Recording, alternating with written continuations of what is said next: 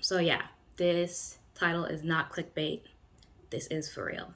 So let's just jump right into it.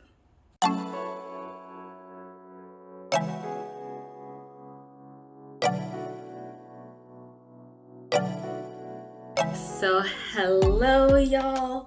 Welcome and welcome back to my channel. My name is Christelle.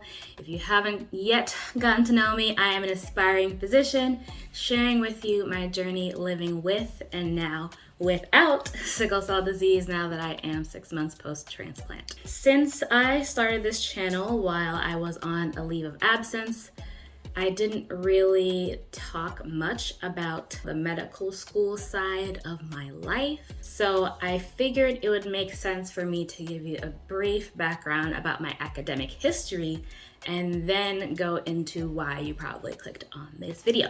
So I graduated college in 2015 and then I worked for 3 years. And then I did a 1-year master's program. And then in 2019, I started medical school and matriculated into the class of 2023. So I finished my first year of medical school and was about a little less than 3/4 into my second year. So I guess we'd call it like 2/3 if I could. Whatever. I was partway through my second year when I ended up deciding to take a leave of absence from medical school. So for those of you who don't know, I was born with sickle cell disease and my first and second years of medical school were really tough for me because I was dealing with sickle cell pain that was just not really being helped. I didn't have a lot of resources as well. And so it was just a really big struggle to balance my medical condition, health access, health inequities that I was experiencing, and also be a very present and active medical student. And so I got to a point in second year when I just realized this is too much and it's hard to prioritize all the things that I need for my health as well as be the best student that I could be. And so that's what made me decide to just take a pause and take a leave of absence. And so originally I was supposed to take my leave of absence. I started it in March of 2021. I was supposed to ideally get some sort of control over the pain, get access to the sickle cell specialist that I needed, and then start back up in the fall of 2021 so that I could re-enter the class of 2024. And then things kind of got changed because by the time I was supposed to go back to school, I realized that my pain, A, was not better. B, I had tried so many different medications and disease-modifying drugs in that time frame. Quickly jumping in, this is editing Christelle. I just realized that while I was making this comment, I had some technical difficulties, and then I stopped recording so I could fix that, and then I just picked up at a totally different part of the story. So let me just finish what I was saying. So yes, when I thought I was going to go back to school in the fall of 2021, I wasn't doing well. And then the opportunity to do the stem cell transplant came up. So obviously I took advantage of that and I jumped on it. And so then I decided to obviously not go back to school while I'm in the process of trying to pursue the transplant. And the agreement was that I would go back to school in fall of 2022 and then enter the class of 2025, the graduating class of 2025. But then that didn't really work out because since I am still on immunosuppressant and I'm still struggling with post-transplant issues, the reality of me being able to reintegrate back into school in a hands-on capacity in the fall just doesn't really make sense. And then I started having a lot of hesitations about going back to school anyway, just because of all that I was going through during the recovery process. So now I'm gonna jump back into the video and answer the question you've all been waiting for. So the question that you're probably asking is, why am I leaving medical school and how did I make this difficult decision? And so I have some notes here on my computer to keep me on track so that I don't sort of ramble, because I could talk a lot about this, but I really wanted to give a very clear explanation about my situation. The first reason why I decided to leave medical school completely was for my physical health and my mental health. At the time that I received emails about going back to school and the paperwork that needed to be done and getting clearance from my doctors, I was in the throes of, recovering from a lot of post-transplant side effects and medication side effects. I was recovering from multiple infections. I was really tired. I was in a wheelchair. So at this point, I was just like, there's so much going on that the thought of going back to medical school was a little bit overwhelming. And it made me feel like I was going to have to sacrifice my health again to go back to school. And I know for the most part, I put on a smile in these videos, which is genuine and authentic. And this is how I am in real life. No matter what's going on, I still, have a reason to smile, a reason to laugh and be, goofy. But honestly, months 2 through 5 post-transplant, don't underestimate what it did to me. It was really rough. It was really rough, and some days were really hard to get through.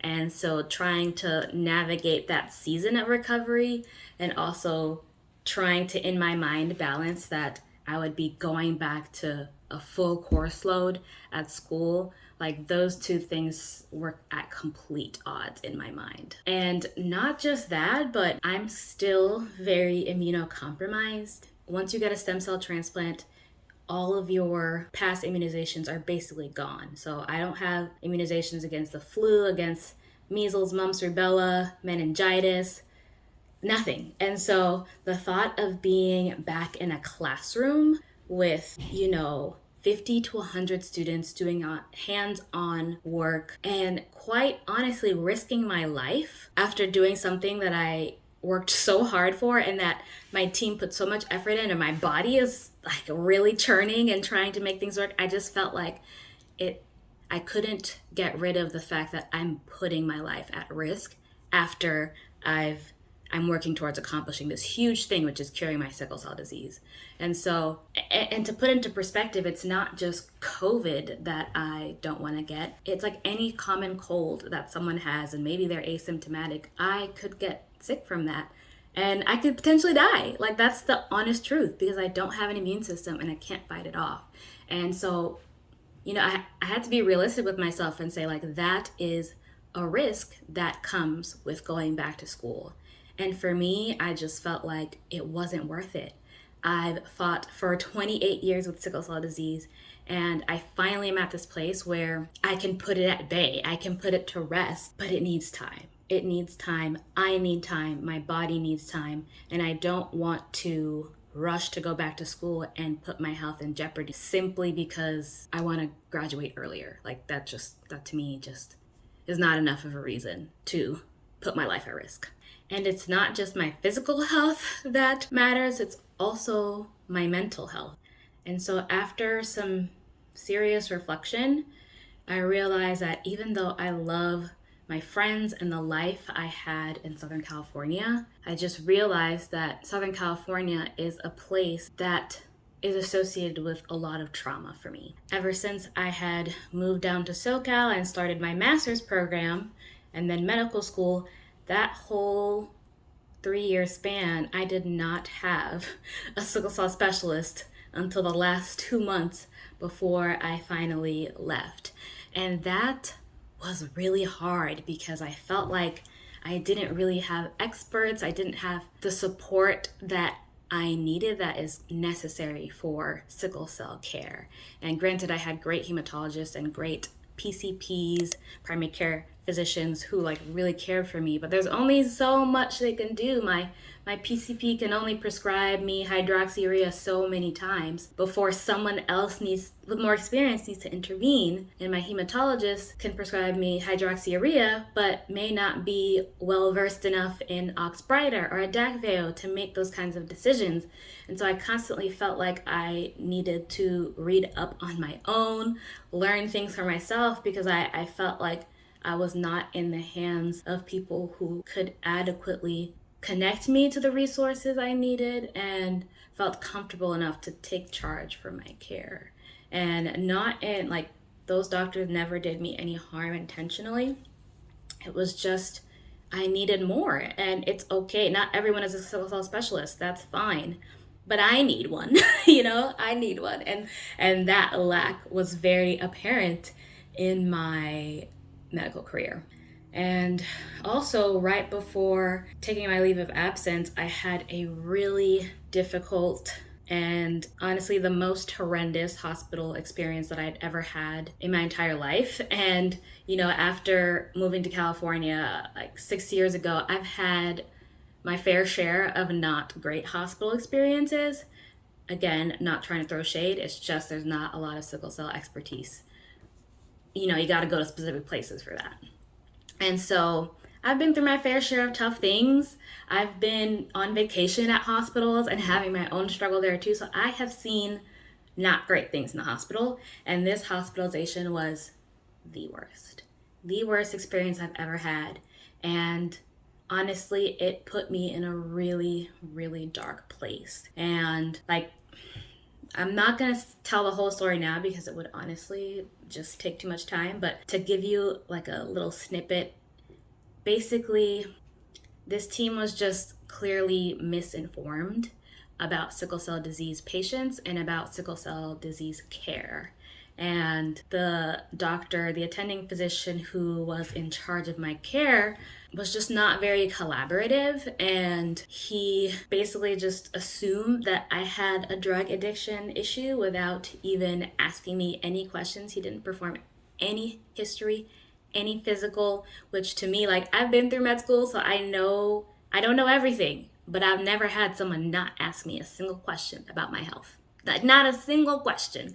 And so it was just really tough. I was basically denied, Colace and Miralax, even though they had given me Norco. And I was like, hey, I haven't gone to the bathroom in 4 days. I really would like to get something to get my bowels moving.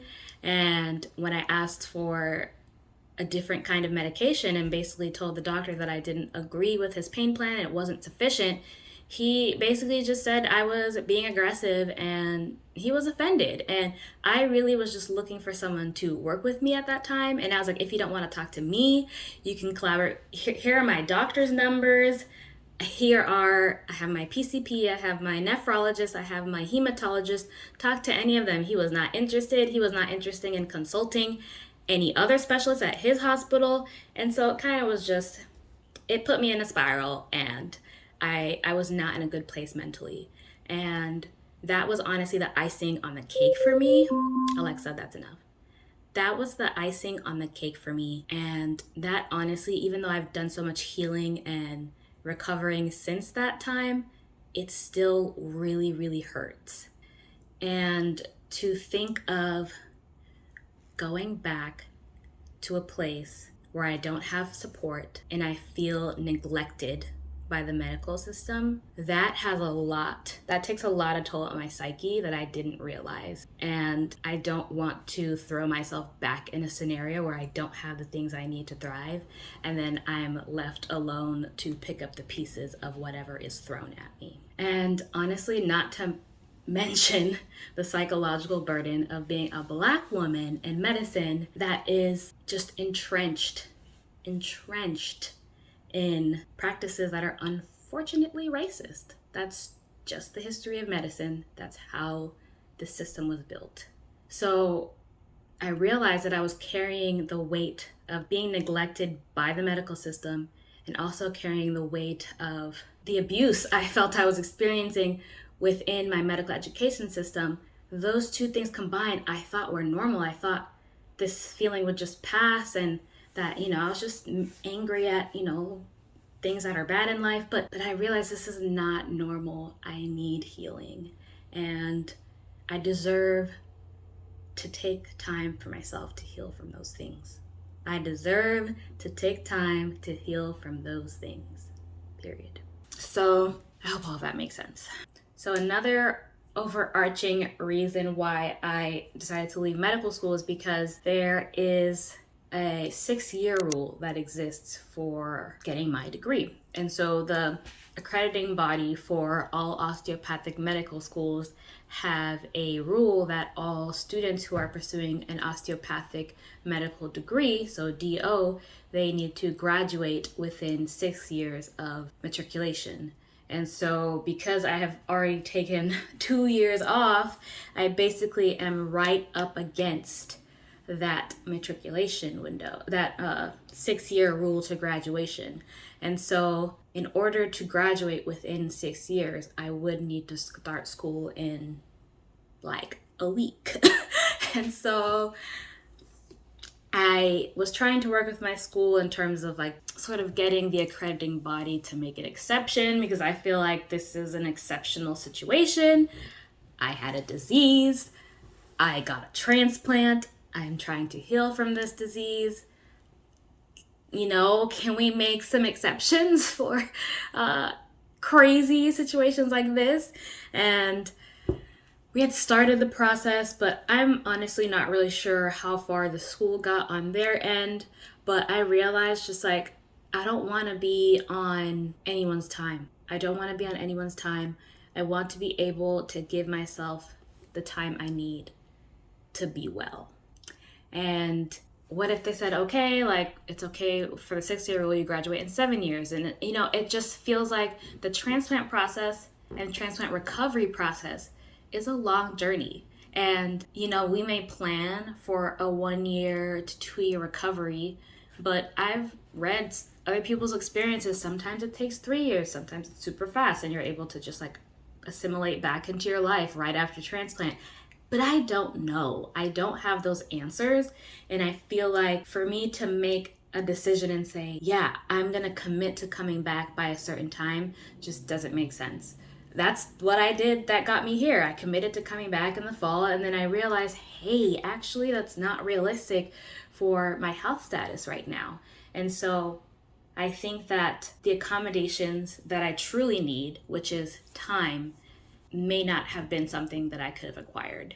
And I don't want to feel pressured by an arbitrary timeline like 6 years or 7 years or 8 years as my primary decision maker for going to medical school. I know I want to be a doctor, but I'm going to take my time, and I'm going to give myself the time I need to survive. And so that's what I decided to do. And I think the rule in itself doesn't really make sense and is really primarily for the schools, like the way it looks and like the statistics. It doesn't really embody student-centeredness, but that's a conversation for a whole another day. And the third overarching reason for me deciding to leave medical school is that I felt like rushing back to medical school right now was completely out of alignment with my principles and the things I value as a person. And so, I have had to ignore and suppress a lot of my own suffering in order to survive in medical school. And I did well. I was engaged in extracurriculars, but it was at the expense of me. And I don't enjoy ignoring my pain or my health needs in order to succeed career-wise. I understand that great things come with sacrifice, but to what degree? And I know that I want to be a physician really badly, but at what cost? And at the end of the day, I realized that it was at the expense of my sanity, at the expense of my physical health, at the expense of my joy and sense of happiness and fulfillment in life.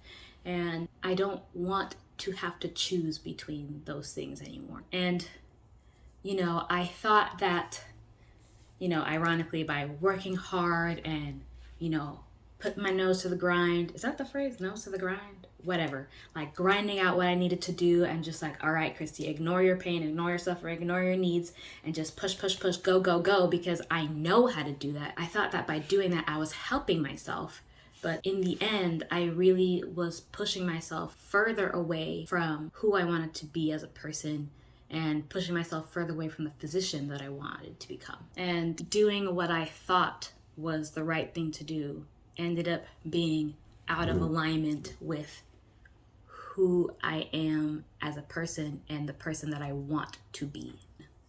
I want to enjoy the medical school journey. I want to be able to take care of myself. I want to enjoy taking care of my physical health and my mental health. I want to be patient and still see the best in people who may not agree with me or have said things that aren't quite, don't align with my values, I want to be able to still see the best in everyone. And instead, what was happening was because I was so worn down by the everyday manifestations of systemic racism in medicine and in medical education. I was really becoming this jaded, impatient person. And I realized that I am recovering and really want to recover from the feeling of bitterness and resentment. And I don't want to go into my career feeling like I hate the system that I'm in. And I hate the people who support the negative things within the system. I don't want to go in with that level of bitterness and resentment. And it's not to any particular person, but yeah, I just don't want to be the sad, angry person that I found myself becoming, honestly, in medical school.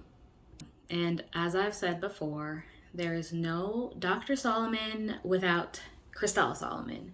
And so, being able to become the person that I want to be is going to help me become the best physician, the best Dr. Solomon that I want to be. And that requires me not rushing back to medical school for an arbitrary timeline.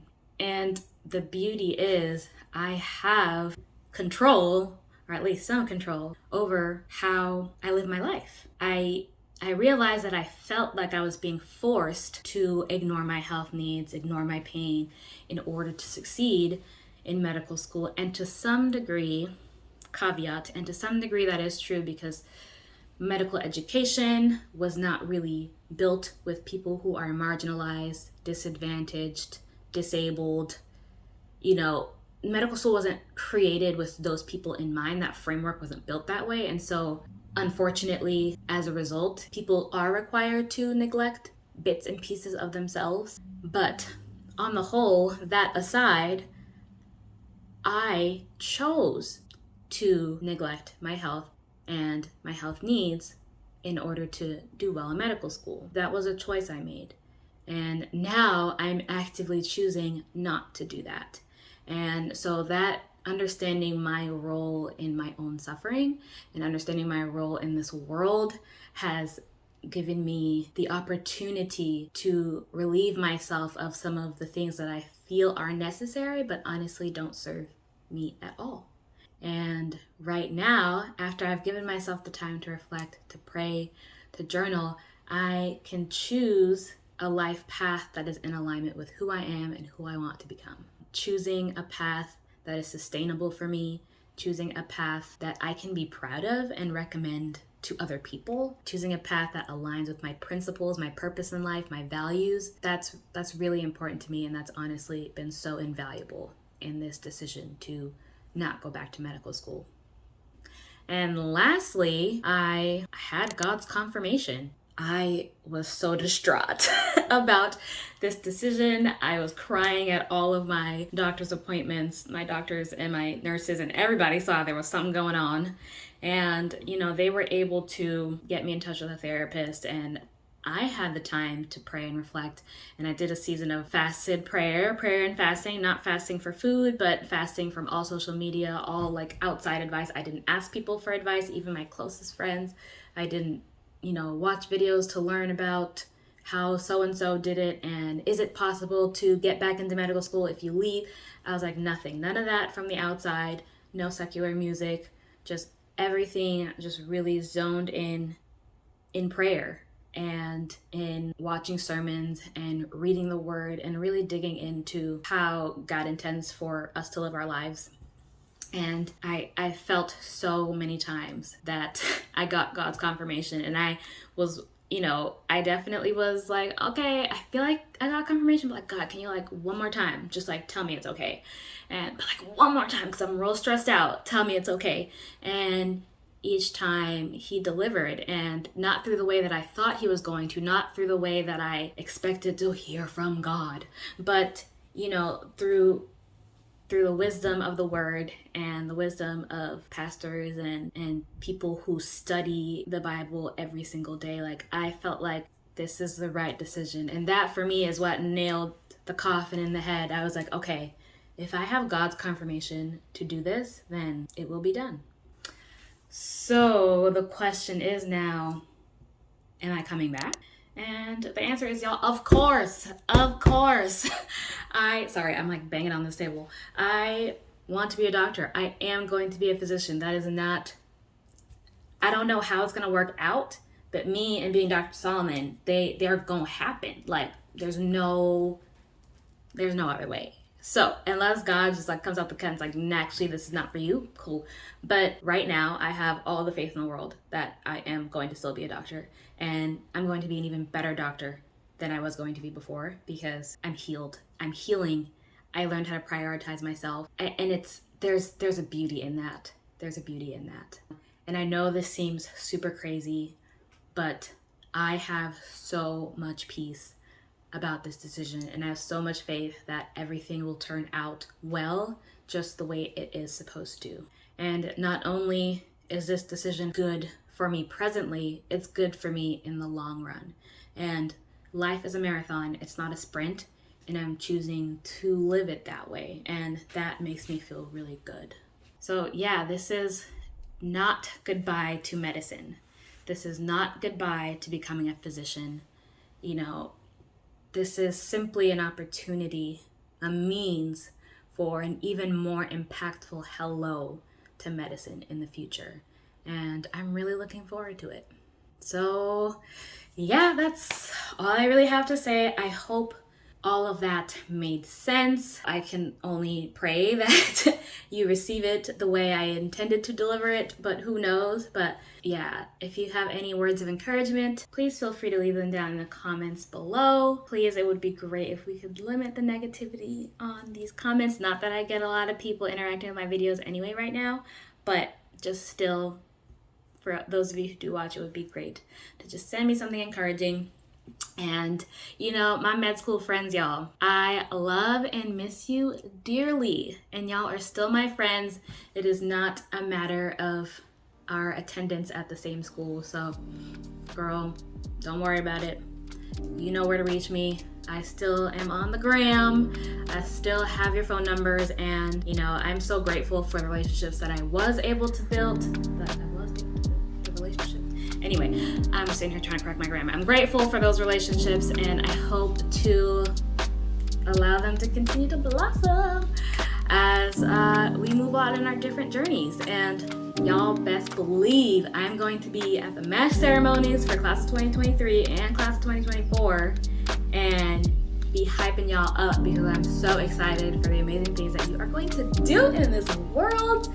Y'all, it really gets me so excited when I think about my friends and just how amazing they are, and then how they're going to treat their patients, and just knowing that so many good folks are entering the system, and we can make change, y'all. That makes me lit. Also, I'm thinking of making more videos about the medical student side of me, so I already have some things planned. So if that's something y'all would like to see more of, comment down below the stethoscope emoji and let me know if that's something you're also interested in too. And if you like this video, click the like button and consider sharing the video so that we can help me to achieve my goal of increasing awareness and advocacy for sickle cell disease and creating positive change in the field of medicine and medical education. So yeah, in order to help me do that, please share the video. Definitely subscribe so that you don't miss any more videos that are coming in the future.